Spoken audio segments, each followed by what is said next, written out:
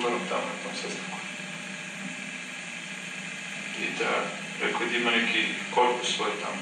U tom sastanku nas je telo da pokazujemo oružje, onda su svi redom gledali ove automati i redom okolo da pokazujemo svi.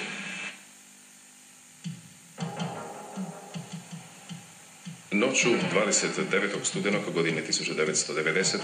u Dvoru na Uni policijska patrola zaustavila je automobil beogradske registracije. U njemu su bili Dušan Bandić, Željko Ražnatović-Arkan, Zoran Stevanović, svi iz Beograda, te Dušan Carić iz Dvora na Uni. Ražnatović i Stevanović bili su naoružani pištoljima i automatskim pištoljima Heckler, a svaki od njih iza pojasom je imao obješenu bombu. U istrazi je utvrđeno da su pritvoreni, pripremali i organizirali terorističke akcije u Hrvatskoj. Vraćali su se sa sastanka radnog vijeća u selu Golubići na domak Kninja.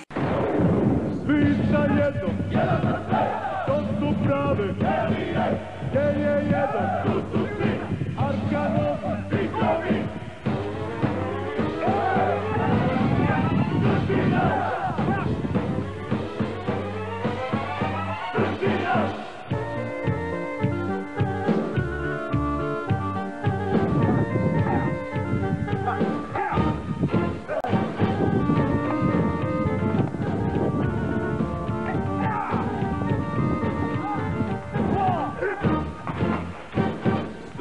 Slavu čuvaju, srpske zemlje brane.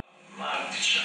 I onda mu je Martić rekao, kaže, kako, kaže, ne mogu ti ja dati, kaže, nikoga, kaže, ljudi sve iscrpljeni, kaže, mesecima, kaže, vrzmaju se, kaže, po tim barikadama, kaže, pa nema, kaže, odmah, kaže, ne može to, kaže. Eto, tako je on govorio. Kako se zove, opština, da Dvor i Petrinja. To da uđe u sklop ovih opština, kaže, tu je Srb, Gračac, Knin, onda šta nas, nabrojo je tamo 5-6 i kaže, to bi onda bilo, kaže, autonomna oblast, kaže, isto kao Kosovo. Arkanovi tigrovi, delije bez mane, srpsku slavu čuvaju,